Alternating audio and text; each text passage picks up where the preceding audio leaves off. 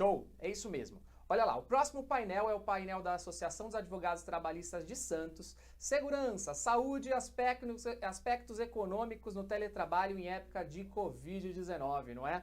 Nós teremos como mediadora ela, presidente da associação, doutora Vanessa Morrese.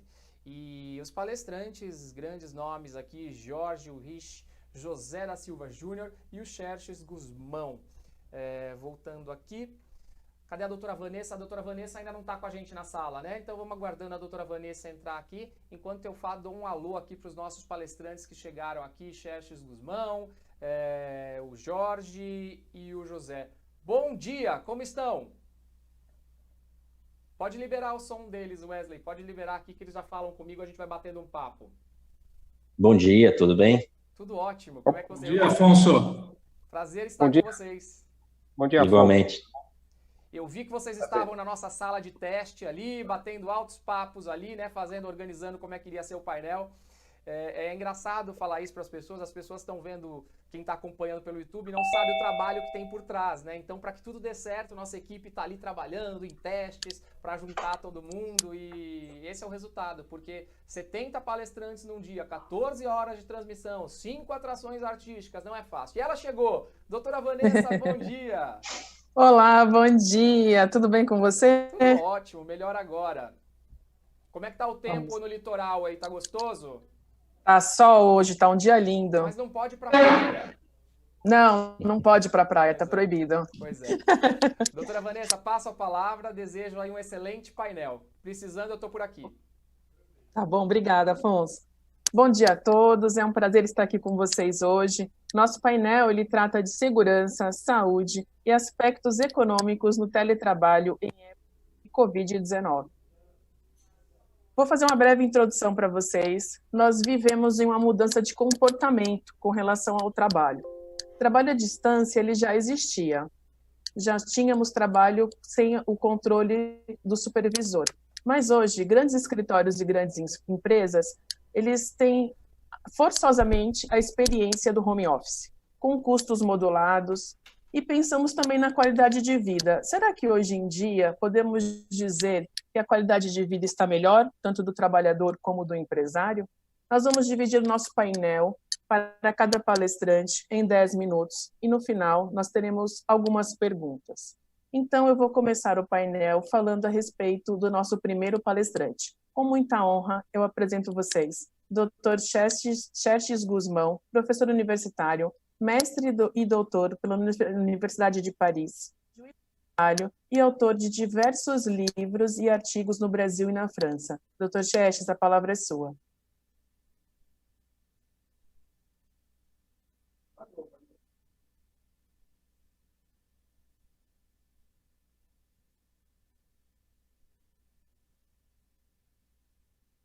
O áudio está fechado. Abre Pronto? seu áudio. Isso. Ok? Bom, obrigado, doutora Vanessa, satisfação de estar aqui, agradeço a ATS, a TSP, as demais entidades organizadoras, é uma honra realmente participar de um evento tão importante como esse, em que trataremos de um tema super atual, que é o teletrabalho, né? E para tratar do teletrabalho, eu gostaria inicialmente de fazer uma pequena distinção que é importante no nosso cenário jurídico. O teletrabalho, ele não se confunde com o trabalho em domicílio, ou home office, como é conhecido hoje, né?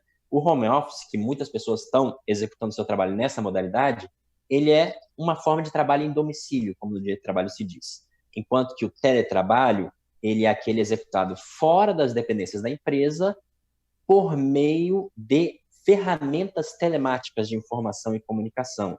Então, é aquele trabalho executado por meio de um computador, de um smartphone, que utiliza a internet para essa execução do labor, o que é uma via de mão dupla.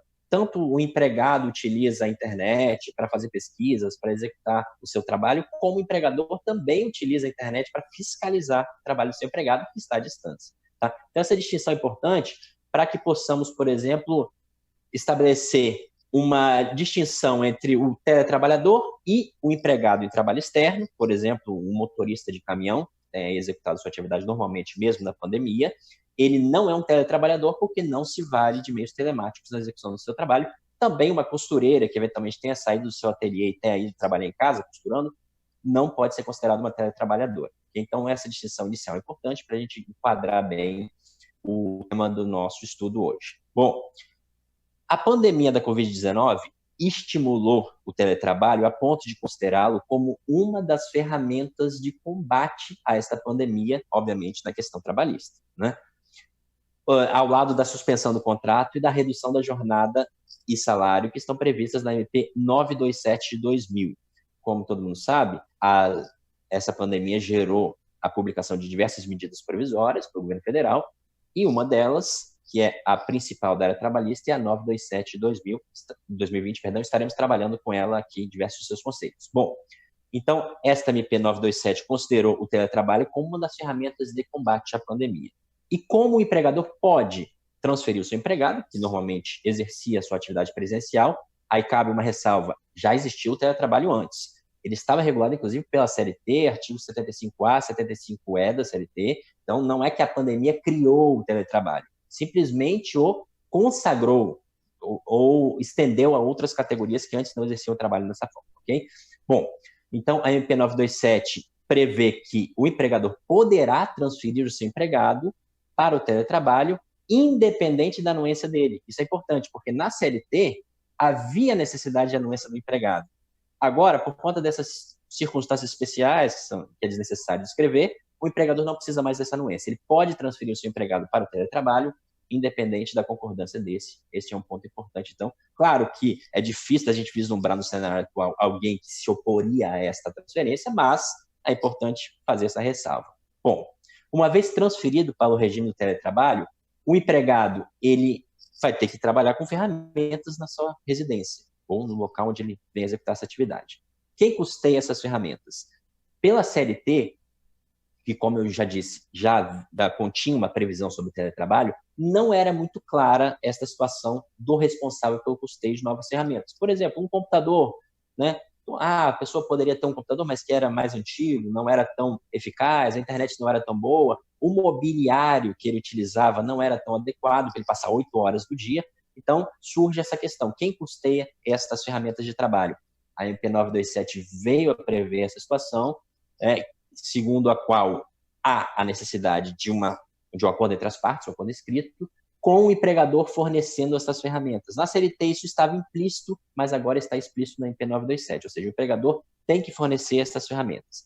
Inclusive, a MP prevê a possibilidade deste fornecimento ocorrer mediante comodato, ou seja, um empréstimo. O empregador compra, por exemplo, um computador, um smartphone, eventualmente uma cadeira mais ergonômica, e ao final da pandemia, quando o empregado voltar ao regime presencial, ou eventualmente quando ele sair da empresa, ele devolve este mobiliário, esses equipamentos de trabalho que o empregador veio a adquirir, ok? Bom, então essa previsão é importante também porque surgia a dúvida, né? Ah, mas quem custeia? O empregado, todo mundo tem um telefone, né? Enfim, mas uma coisa é ter um telefone, ter um computador, outra é ter equipamentos eficazes para a execução do trabalho. Bom, outra questão que surge nesse teletrabalho, que já está demandando muito, inclusive levando questões à Justiça do Trabalho, é quais são as medidas de higiene, de saúde, de segurança que são adotadas, considerando que o trabalho é executado em casa, normalmente. Bom, não é verdade o que existe aí no senso comum de que o trabalho neste regime não demanda qualquer tipo de medida de saúde e segurança do trabalho. É falso. Existe na CLT uma previsão expressa de que o empregador é obrigado a implementar medidas de saúde e segurança do trabalho, mesmo na modalidade de teletrabalho. Então, isso não é uma possibilidade, é um dever do empregador. Por sua vez, o empregado também não pode se eximir do cumprimento dessas normas. Ele tem que cumprir sob pena de incorrer numa falta profissional, eventualmente até podendo ser dispensado por justa causa, claro, no caso de uma reincidência, descumprimento e tal. Então, há sim normas de saúde e segurança do trabalho que devem ser aplicadas, e aí a gente pensa, sobretudo, na questão da ergonomia da cadeira, que o empregado vai trabalhar, do fato dele fazer algumas pausas ao longo do dia, aquele que trabalha digitando, por exemplo, ele não pode, a gente sabe, né, até um tema de conversa frequente entre pessoas, né, de diferentes categorias, que a gente está trabalhando mais no regime de teletrabalho do que antes, né, porque é aquela coisa, está em casa, está com todo o equipamento ali, né, então não é verdadeiro que as pessoas não estão trabalhando em casa, elas estão trabalhando até mais. Então é importante implementar essas medidas. Aí tem um detalhe importante, né, as pessoas vão se questionar, mas e a jornada de 8 horas? É necessária ou não? Existe uma previsão na CLT que foi também retomada na MP 927, de que o regime das horas extras, em princípio, não se aplica ao teletrabalhador. Isso é importante dizer. Só que, tão importante quanto essa observação, é uma ressalva em relação a ela, desde que não haja um controle da jornada. Essa ressalva, muita gente se esquece. A primeira parte, todo mundo sabe. Teletrabalhador não tem direito às horas extras. Mas a segunda parte, muita gente se esquece. Se houver um controle efetivo da jornada, e aí a gente sabe, né, pelos meios telemáticos, a eficácia deste controle à distância, sabe-se, por exemplo, dependendo do software implementado, cada site que o empregado visitou, cada pesquisa que ele fez. Então, é possível, sim, controlar a jornada, e se esse controle ocorrer, passa-se a ter direito às horas extras, a partir da 8ª diária. Isso é uma ressalva importante. Outra ressalva, a MP 927, ela cria exceção a algumas regras de saúde e segurança do trabalho, não só em relação ao teletrabalho, em relação ao trabalho em geral durante essa pandemia de Covid, que, de acordo com a SMP, não é só de 2 ou 3 meses, que é o período de suspensão ou redução do salário. É até o fim do ano, até o final de 2020. Então, quais são essas exceções às regras de saúde e segurança? Primeiro, não há mais necessidade de exames médicos periódicos, e num momento de pandemia isso é complicado, mas enfim, é o que está previsto na MP. Somente o demissional mantém-se obrigatório. Segundo ponto, aquela situação que a gente tinha de um eventual fiscal do trabalho fiscalizando a realidade da empresa, ou, por que não, o local de trabalho, a casa da pessoa, havia na MP uma previsão de que a atuação desse fiscal do trabalho seria meramente orientadora. Eu já vou comentar a decisão do STF desta quarta-feira sobre isso. Um terceiro ponto é o de que não se considerava a Covid-19 eventualmente contraída pelo empregado, em teletrabalho ou não, como doença ocupacional. Isso está no texto da MP, tem decisão do STF também sobre o tema que eu já vou comentar. E há também a possibilidade de que o empregado não receba treinamento do seu empregador, o que é também um pouco chocante, né? Porque o treinamento pode ser feito à distância. E isso está previsto na própria MP 927 também. Mas esta mesma MP dispensa o empregador da necessidade de realizar treinamentos. Gera um pouco de controvérsia, porque se o empregado está mudando a sua modalidade, porque ele não teria mais treinamento para ser feito. Enfim, é como está na MP 927. Gostaria, então, de finalizar a fala falando dessa questão da decisão do STF. O que o STF decidiu nesta quarta-feira, tem 2 dias, é muito recente a decisão, é em sede liminar, mas é importante, que estes 2 artigos da MP 927, que impediam o fiscal do trabalho de autuar empresas em irregularidade, e no caso também no teletrabalho, e aquela possibilidade de o empregador também não ser considerado responsável pela Covid-19, em hipótese alguma, salvo se provado um nexo causal, são considerados inconstitucionais pelo STF. Ou seja, agora, não são mais válidas essas 2 previsões da MP 927, a de que afastava a natureza ocupacional da Covid contraída pelo empregado. Obviamente, a gente está falando do empregado que continua prestando seus serviços, não aquele que está com o contrato suspenso, que está em casa sem trabalhar. Isso é óbvio, né? E também aquela questão do fiscal do trabalho passa a ter novamente o poder de autuar as empresas em que ele faça ali a sua atividade de fiscalização, ok? Não sei o tempo, doutora Vanessa, quanto tempo eu ainda tenho? Tem 1 minuto. 1 minuto. Tá, ok. Tá. Então, essas questões são importantes porque a gente tem um questionamento muito forte sobre o teletrabalho hoje. E, como eu disse, que já estão chegando à Justiça do Trabalho, gerando uma série de dúvidas. Afinal de contas, o empregador tem responsabilidades? Não. Ele tem que fornecer mobiliário? Não tem. A resposta é tem. E, como eu disse, até mesmo pela forma de comodato, ele deve fornecer ao seu empregado estes equipamentos e deve custeá-los, porque existe um princípio na CLT, que é o princípio da alteridade, segundo o qual o empregador assume sozinho os riscos do seu negócio, portanto, não é porque o trabalho está sendo executado nesta modalidade especial do teletrabalho que ele se eximiria desta responsabilidade. Há, então, a manutenção dessas obrigações do empregador, ainda que no regime de teletrabalho. Ok. Então, vamos passar para o segundo palestrante. Ok. Vou, então, apresentar o Dr. José Carlos Lopes da Silva Júnior.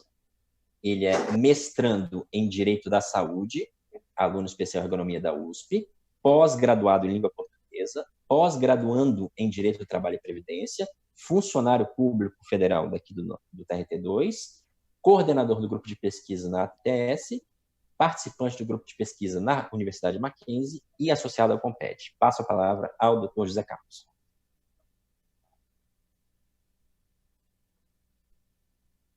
Agradeço, Dr. Xerxes, especialmente também a doutora Vanessa Morresi, não somente pela participação nesse evento, mas pela criação do inédito grupo de estudos da ATS de Santos. Esse grupo de estudos terá novas vagas abertas a partir do meio do ano, então eu convido a todos que tiverem interesse em estudar temas relacionados ao direito do trabalho, que procure a ATS de Santos para que possa ser avaliado e, caso aceito, participar desse seleto grupo que eu tenho a honra de coordenar juntamente com outros advogados da região. Então, agradeço a ATS de Santos, a doutora Sara Hakim também, pelo magnífico evento criado com o propósito de trazer conhecimento a todos os participantes, né? A todos os nossos telespectadores. E com relação ao nosso tema em si, nós podemos dividir a parte da segurança e saúde do trabalho em 4 aspectos que eu acho que são mais importantes, né? Seria o empregador, o empregado, por óbvio, a família que está intrinsecamente envolvida com tudo o que acontece e a sociedade como meio ambiente. Evidente, quando a gente fala em teletrabalho, né, a gente tem ouvido muitos apelos de mães e pais que não aguentam os filhos em casa, essa que é a grande realidade, por conta do homeschooling, né? Porque junto com o teletrabalho a gente traz o homeschooling, a gente traz todas as obrigações para dentro do seio familiar, então é muito complicado a gente fazer uma distinção. Óbvio que a gente tem erros e acertos no que a gente se propõe a fazer, mas é uma nova forma de trabalho que a gente está realizando, então existe um período de adaptação.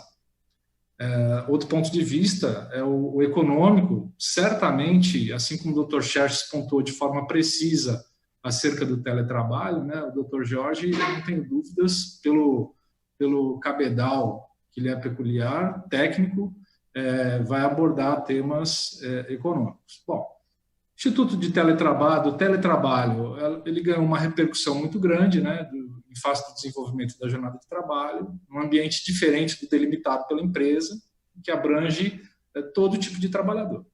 Uma consideração importante que eu vejo sobre o teletrabalho é com relação à Convenção 77. Por quê? Porque ela conceitua o trabalho a domicílio como aquele realizado por uma pessoa na sua residência ou em outro local. Então, não necessariamente o teletrabalho é um home office, né, intrinsecamente mais ligado à questão do trabalho dentro da sua residência. No mesmo sentido, a recomendação 184 da OIT, ela pondera o impacto do teletrabalho e a interação entre os recursos humanos, justamente o que o Dr. Xerxes falou com relação aos meios telemáticos, a separação. Inclusive, eu separei aqui 3 falas do Dr. Xerxes que eu achei que são muito relevantes, quando ele conceitua que o teletrabalho se tornou uma ferramenta de combate à pandemia. De fato, é uma ferramenta de combate à pandemia porque provoca um maior isolamento social. Então, discutido, mas a gente não entra no mérito com relação a isso, né? Com relação à necessidade de anuência do trabalhador, é verdade. O teletrabalho, existe uma disposição na CLT, né, aquela do artigo 468, salvo melhor juízo, com relação à alteração da forma de trabalho. Mas a gente tem que entender que a gente está vivendo uma pandemia, né? Então, existe uma questão de bom senso com relação a isso. E com relação às medidas de saúde, higiene e segurança, que o doutor também conceituou, nós temos um ponto nebuloso, porque é muito fácil a gente falar da ergonomia quando tudo está bom, né? Eu lembro, inclusive, de uma lição dos doutores Rodolfo Vilela e da professora Frida, ambos da USP, com relação a isso, né? Você entender a parte cognitiva da ergonomia. A ergonomia em si, ela não enxerga lágrimas, mas ela é capaz de analisar os riscos físicos que o trabalhador é acometido e os desdobramentos com relação a isso.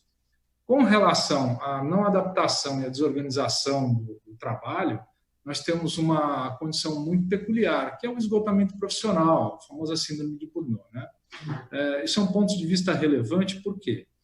Porque quando a gente pensa em ergonomia, vem à cabeça só aquela questão da NR17, do ponto de vista para observar se a cadeira, se a mesa com relação à cadeira está no tamanho, está na altura correta, se a mesa está correta, se a questão do ruído está correto, mas a gente tem que entender que a concepção da ergonomia ela tem outros fatores, como, por exemplo, uma ergonomia de correção, como eu falei, né, uma de concepção, a de conscientização. Vejam, deve ser parte do empregador a questão da análise e do treinamento dos empregados com relação a esse período, né? Existe o comodato, como o Dr. Scherz falou, existe o comodato com relação aos equipamentos, óbvio, existe, né? O empregador, ele quer que o empregado continue rendendo frutos, e o empregado quer a manutenção do seu emprego, é um contrato bilateral, por óbvio. Então, existe uma concessão mútua. Eu aceito trabalhar em casa, ainda que de forma imposta, mas eu quero fazer a manutenção do meu contrato de trabalho, e, ao mesmo tempo, o empregador me fornece meios para que isso seja executado. Bom, só para a gente levantar um dado do IBGE, em 2018, éramos 3,8 milhões de brasileiros em teletrabalho. São dados oficiais. Óbvio que, com base na ausência de trabalhadores, esse número aumenta por demais, né? E uma pesquisa realizada pela SAP Consultoria em Recursos Humanos apontou que 45% das empresas praticam home office. Dito isso, é relevante a gente entender o ponto de vista da ergonomia para que esses trabalhadores não tenham nenhum infortúnio laboral. Nós temos questões ligadas à saúde profissional, que serão discutidos, inclusive tema de discussão com relação à saúde e acidente de trabalho no teletrabalho. É um desafio muito grande a adoção do teletrabalho, né, porque, entre outros aspectos, também a gente tem o isolamento do trabalhador, empresas que adotam um sistema só por alguns dias da semana para que isso não aconteça. Então, todos esses temas são abordados, inclusive, no nosso grupo de estudos. De forma sucinta, para finalizar, porque eu acho que eu tenho mais 2 ou 3 minutos, não é isso? Isso, mais 3 minutos. Isso, nós temos o Código de Trabalho de Portugal, né, falando em direito comparado, que é um tema relevante, a gente olhar pela janela e saber como funciona nos outros países. Eu acho muito importante isso, né? Existe uma organização, um capítulo já dedicado ao teletrabalho, né? Por mais que em outros lugares a gente encontre interpretação analógica à modalidade do né, do teletrabalho, a importância para a evolução do trabalho deve observar, principalmente no nosso país, que é um país de legislação, né, de ordens legais, é importante a criação de algo exclusivo, inclusive com relação à análise de ergonomistas sobre o tema. Então, a minha contribuição, eu penso que seja essa. Convido a todos a entrar em contato com a ATS para que façam parte do nosso grupo de pesquisas. Eu já ia falar teletrabalho, né? Recomendo às mães e os pais que tenham paciência para que não haja um esgotamento seus e dos seus filhos na hora de fazer a lição, né? Para que seja observada a NR, junto com a NR seja observado o amor às crianças, embora evidente a gente tenha sempre muita preocupação, nós temos que ter uma cautela redobrada nesse período. Então, dito isso, eu finalizo aqui a minha fala, passarei a palavra para o Dr. Jorge André, né, que é professor do mestrado profissional em Controladoria e Finanças da Faculdade FIPECAF, professor da graduação e da pós-graduação das Escolas de Negócio da FIA, do IBMEC São Paulo, né, veja a envergadura deste professor, e professor visitante da Unifesp, da Universidade Federal de São Paulo. É graduado em Processamento de Dados pela FATEC, em Direito pela Universidade Metropolitana de Santos, e em Ciências Contábeis pela FEA, USP. é pós-graduado em Conhecimento, Tecnologia e Inovação pelo MBA FIA USP. Mestre em Contabilidade e Controladoria pela FEA, na linha de Mercado Financeiro e Finanças, e doutor em Administração de Empresas na Universidade Presbiteriana Mackenzie, na linha de Finanças. Então, por favor, doutor Jorge, a palavra está com o senhor. Muito obrigado.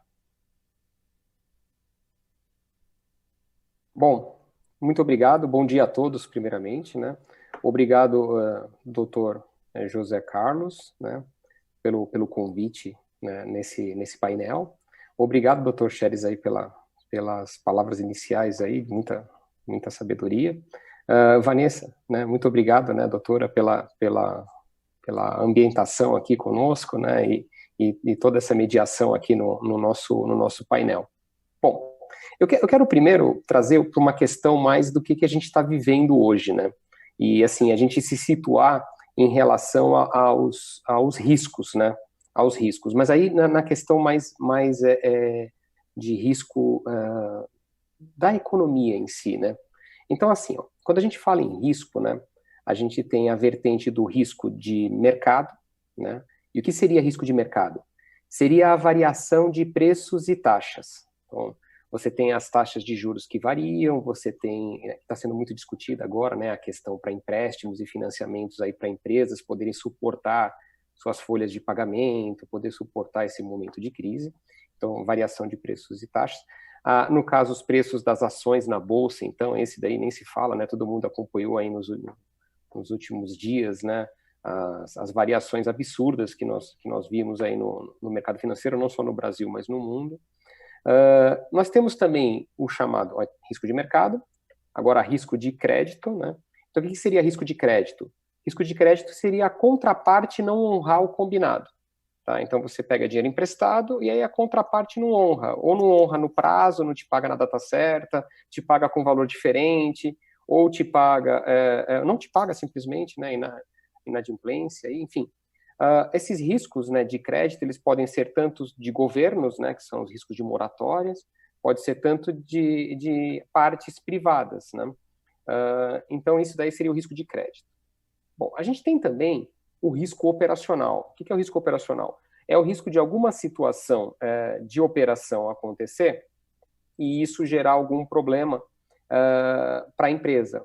Vamos dar um exemplo muito famoso aí, que foi o caso da companhia Vale, né, lá em Brumadinho, onde houve um erro operacional, né, a barragem rompeu, gerou toda aquela situação de desastre, né, ambiental, desastre para as famílias que lá vivem, né, para as pessoas que perderam a vida, enfim. E esse risco operacional gerou também problemas financeiros para a empresa, enfim, né.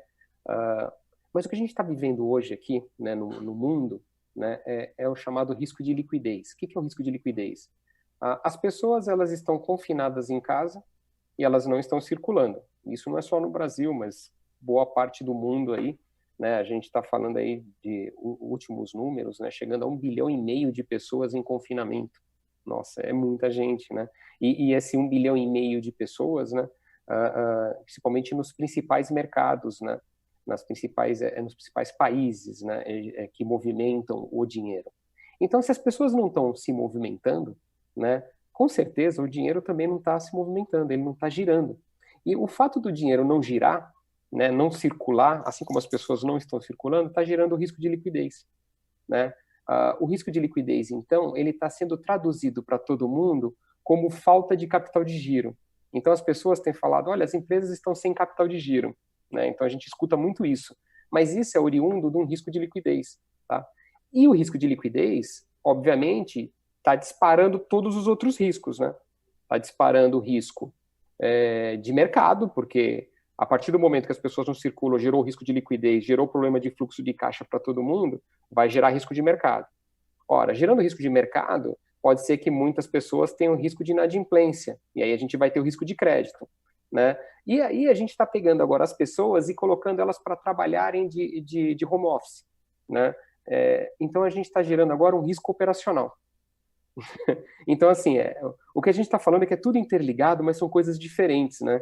Então, é importante a gente ter essa visão, né, mais segmentada dos negócios ou da economia, para a gente poder até se situar e melhorar, por exemplo, os nossos textos, né, as nossas petições, enfim, né, todos esses, vamos dizer assim, essas formalizações que a gente aqui no mundo jurídico precisa para fundamentar as nossas teses, né, e poder levar em frente as discussões. Então, é importante a gente saber que existe essa segmentação. Bom, então a gente está entrando agora no risco operacional das pessoas trabalhando em casa.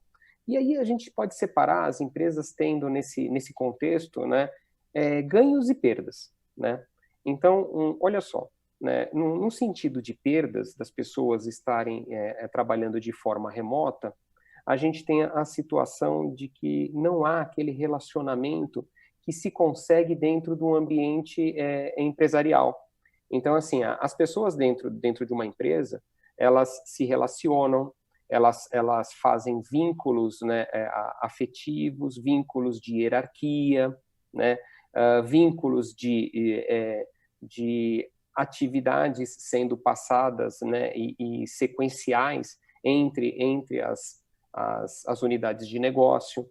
Então, enfim, a empresa perde muito com isso, né? As pessoas em casa, tendo vamos dizer assim, esse distanciamento, perde-se um pouco dessa condição. Apesar da empresa ter segmentado as funções e cargos, a gente sabe que no dia a dia isso daí não funciona bem dessa forma, né? As pessoas se interrelacionam e as coisas às vezes acontecem, às vezes porque as pessoas têm paixões em trabalhar, em desenvolver uma atividade, porque trabalham em equipe. E a equipe promove esse tipo de situação. Então isso daí é uma potencial perda que as empresas podem ter nesse caso de afastamento, tá? Apesar de existirem todos os controles computacionais para saber se as pessoas estão fazendo, entregando, a gente tem a qualidade. E a qualidade percebida nas atividades é muito complexo de a gente poder traduzir fora dessa situação, por ter sido tudo muito recente, tudo muito vamos dizer assim, muito feito de forma acelerada. Vou dar um exemplo meu, pessoal, né? Eu ministro aulas, enfim. Então, as instituições de ensino ao qual eu estou vinculadas, né? Elas passaram para a modalidade EAD, né? Então, assim, imagina só, a gente fez toda essa transição de aulas e cursos, né? Enfim, desde a graduação até o mestrado, tá? Então, desde a graduação até o mestrado, a gente passou para a modalidade à distância. É óbvio que com o que eu lido, né, que são disciplinas de finanças, mercado financeiro, enfim, são disciplinas nessa linha, existe muito da oralidade, né, da gente passar a informação de forma oral, né, diferente, por exemplo, de uma instituição de ensino que tem laboratórios onde os alunos têm que desenvolver alguma coisa dentro de kits laboratoriais ou de ferramentas específicas, né? Por exemplo, uma faculdade de medicina, uma faculdade de engenharia, eu acredito que teria muito mais dificuldade nesse sentido. Mas no meu caso, aqui nas minhas disciplinas, a gente fez essa migração, né? Mas é muito difícil, né, a gente fazer essa transição sem ter, vamos dizer assim, uma sobrecarga, né? Porque gerou uma sobrecarga aqui no que diz respeito à condição de vida. Vou dar um simples exemplo, né? Eu tenho a minha esposa, meu filho, tá todo mundo aqui em casa, né? Então tem a condição de cuidar da criança, tem a condição de estar apto no horário certo para as questões de refeições, né? Quem é que vai produzir a refeição, enfim. Então isso daí parece que não, mas quando você está num ambiente trabalhando numa instituição, né? Você vai lá no refeitório e almoça, né? Vai lá no restaurante, almoça e volta. Você em home office você tem que fazer isso aí, né? Quem é que vai te dar? Você não vai sair para almoçar, né? Enfim, você está aqui, tem que parar, fazer. Nossa, isso está gerando, parece que não, uma sobrecarga, né? São coisas simples, até banais, mas que geram, vamos dizer assim, perdas no caso de questão de tempo para o trabalhador, né? Então eu tenho entrado à noite, né, trabalhando, né, inúmeros dias aqui da semana, coisa que não acontecia, né? Preparando material, preparando aula, enfim, se organizando para poder atender, né? Ainda bem que eu tenho a parceria da minha esposa nesse sentido, né? Doutor Jorge, aproveitando, vou te fazer uma pergunta. Você acredita que há ganhos econômicos aos trabalhadores? Então, os ganhos econômicos aos trabalhadores seriam mais a questão do deslocamento, né? Você tem, por exemplo, eu estou aqui em São Paulo, né? O deslocamento aqui é algo que te consome, né? Então, para qualquer lugar que você vai, é no mínimo 30, 40 minutos, 1 hora, isso em condições normais, tá? Porque em condições de estresse, de chuva, isso e aquilo, esse tempo aumenta, né? E isso consome muito, né? Então, nesse sentido, há o ganho, né? Há o ganho também na questão, por exemplo, de vestuário, né? O vestuário, quando você está numa situação de ter que ir até o local, né, trabalhar, enfim, né, é diferente do você ter um vestuário apropriado para casa. Isso tem uma condição, mas são pequenas coisas, entende? Não é algo que faria uma grande diferença no fim do mês, né? Mas que tem um peso e tem que ser considerado, né, já que a gente está tratando nesse sentido. Então, há essa pequena vantagem, enfim, nesse sentido. Mas a organização de tudo, né, que é realmente o talento da coisa, né? Então assim, entre ganhos e perdas é um processo de aprendizagem, né? Então, os ganhos e perdas, eles são mínimos, né, nesse sentido, quando você bota mas acontece que eles, tipo assim, você tem bastante ganho, mas também tem bastante perda. Aí, quando você traça na média, deu mais ou menos a mesma coisa, só que a questão é você se adaptar a isso, tá? A essas variações, porque tudo que gera variação é o risco, né? Então, quando a gente até trata, voltando aí para a questão do risco de mercado, é variação de preços, né? Variação. Então, a variação que a gente está tendo na nossa vida nesse contexto aqui, né? Ela está gerando bons ganhos, mas está gerando muitas perdas. Mas no fim dá na mesma? Não, é um estresse. É um estresse você administrar toda essa condição, né? Por exemplo, né? Na questão, né, como eu falei, né, de quem tem criança, né, em casa, né, e criança em idade escolar, né, por exemplo, de alfabetização, né, onde precisa de um professor ali dando uma atenção. Então, você está com o teu filho em casa, você não está tendo a mesma situação de que se você estivesse fazendo home office fora de um período de pandemia, tá? Então, por exemplo, você está fazendo home office, o seu filho está lá na escola, pô, maravilha, aí é fácil, né? O problema é hoje, né? Você fazendo home office e seu filho com você no home office, né? É a mesma coisa que você levar o seu filho para o trabalho. Doutor Jorge, eu agradeço imensamente a sua explanação. Nós estamos caminhando para os nossos últimos 3 minutos. Doutor Xerxes, eu tenho uma pergunta. O que ocorre se o empregador se recusar a custear o equipamento de trabalho do empregado nessa época de teletrabalho? Bom, é uma pergunta interessante porque isso pode ocorrer na prática. A gente sabe que as empresas, como o Dr. Jorge brilhantemente expôs, estão em dificuldade financeira, capital de giro escasso, então elas podem simplesmente alegar que o empregado terá que utilizar suas próprias ferramentas, sob pena de ser dispensado, algo do gênero. Na verdade, a MP 927 previu essa situação de que, caso o empregador não forneça os equipamentos, o empregado será considerado como disposição do empregador. Ou seja, ele não é obrigado a custear e terá que ter o seu salário pago pelo empregador normalmente, como se estivesse trabalhando. Ou seja, não é interessante para o empregador fazer essa opção. A gente sabe que não é um argumento falacioso. De fato, as empresas estão com dificuldade de capital de giro, mas elas têm que fazer esforço para adequar o trabalho de seus empregados deste novo regime que é o teletrabalho. Para tanto, podem fazê-lo, repito, mediante a forma de comodato. Podem fornecer o equipamento que depois será devolvido a elas, ou seja, não haverá prejuízo, haverá um investimento para a execução desse trabalho nesta modalidade. Obrigada. Zé Carlos, com relação a... Você acha que a Convenção 155 da OIT abrange os trabalhadores em sistema de teletrabalho? Está mudo. Excelente pergunta. Por quê? A Convenção 155, ela não faz uma diferenciação com relação à categoria profissional, né? É uma convenção ratificada pelo Brasil, ela diz respeito à saúde e segurança dos trabalhadores, né? E, salvo engano, no artigo 3º, ela se remete a essa condição de aplicabilidade, inclusive para os funcionários públicos. Então, não há diferenciação, é aplicável. Ok.